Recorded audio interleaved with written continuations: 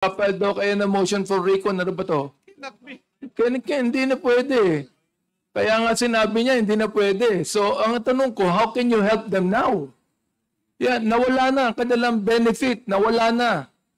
Alright. Wala na yung kinabukasan nila. Mr. Chair. Mr. Chair, can I proceed? Yeah, it looks like your battery is still full. Yeah, you're recognized, Congressman. Tapusin ko na to. Okay.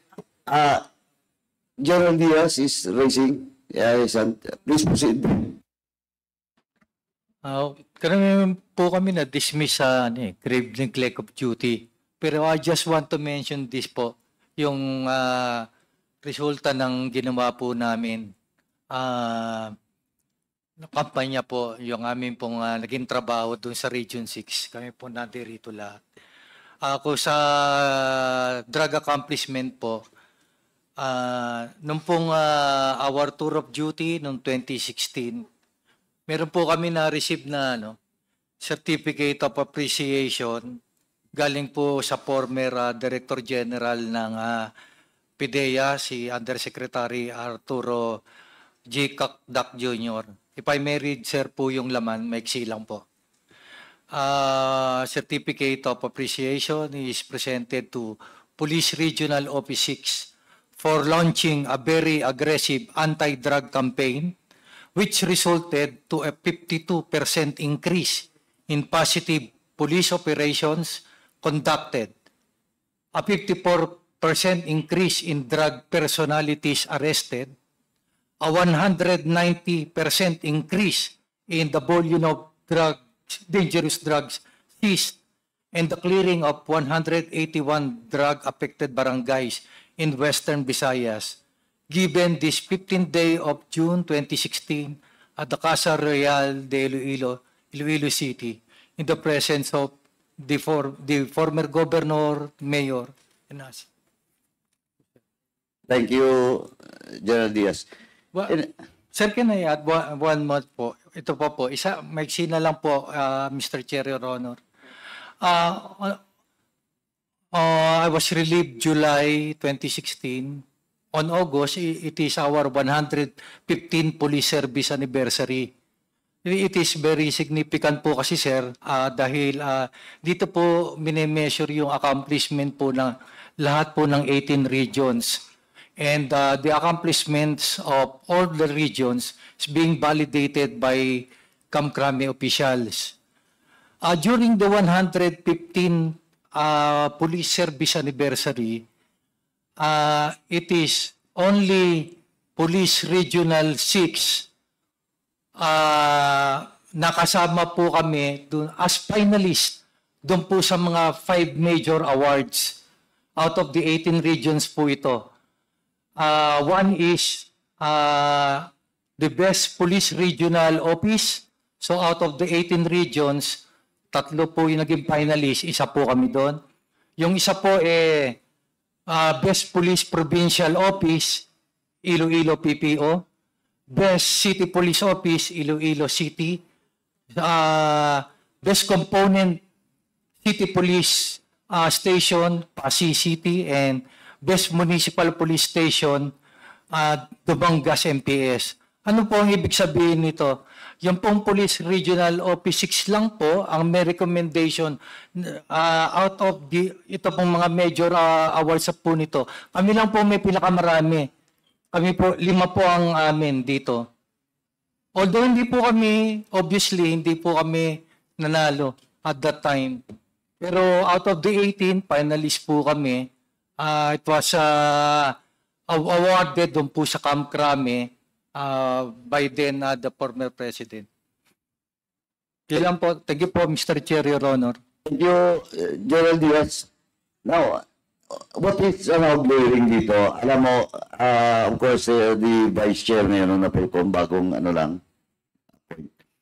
Alam mo what is glaring in this? Because the memorandum circular with regards to all those mentioned police officials that should be investigated during the August 7, 2016 statement with our former president was addressed to all NAPOLCOM regional office. But it is only Region 6. Alam mo ba yun? Yes, Your Honor. Di ba, Region 6 lang? At tuloy-tuloy yung mga memorandums na pinalaga sa inyo to pressure you. Now, I will ask you, last time, are you pressured during the time? Yes, Your Honor. Also pressure ka. Di ba? Kasi presidente, tama si Chairman ako. But, sabi ko nga, itong mga police officers sa Region 6, 19 of them, including General Diaz, are officers at a wrong assignment at the right wrong time. Naging collateral lang ito sa politika. Kahit hindi na nila aminin, yun po. Kasi mismo ang memorandum ng NAPOLCOM addressed to all regional officers ng NAPOLCOM, kayo lang po, Region 6 lang. Tuloy-tuloy po yung mga memo. To follow up. And I check from the CIC, yung mga bases for dismissal, almost the same.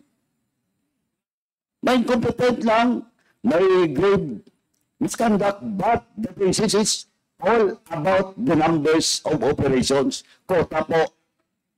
Di ba? Quota. Eh kahit, sabi ko nga kanina, kahit hindi nila aminin, ilang beses nila tinanong dito na may quota wala, now it is proven because of the cases that is filed in those police officials. Yung beses yung quota. Yun po malinaw. Balik-balikan naman, lahat ng mga itong nandito ngayon, chinek ko na yung ano nila, except for one. Almost lahat pareho. Basis for dismissal is the numbers. Quota. Comparative to the previous, pakagayon sa kanila.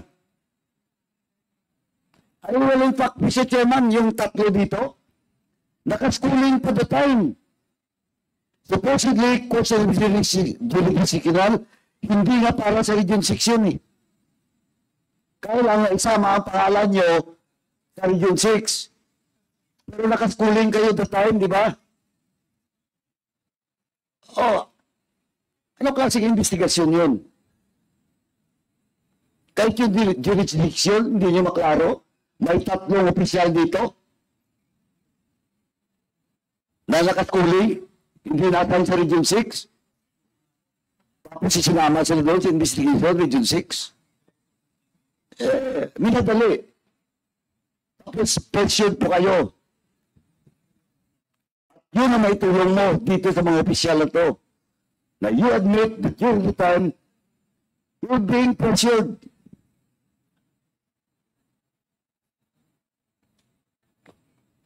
Anyway, Mr. Chairman, since the Civil Service Commission is not present, may I ask the good chairman to schedule with the CAC to discuss what transpired on today's hearing, Mr. Chairman, so that they can review and check and study in detail yung cases ng mga police officers na nabanggit po. And we will also ask the CAC, Mr. Chairman, to have a speedy resolution with regards to the case because they suffer for the past 8 years.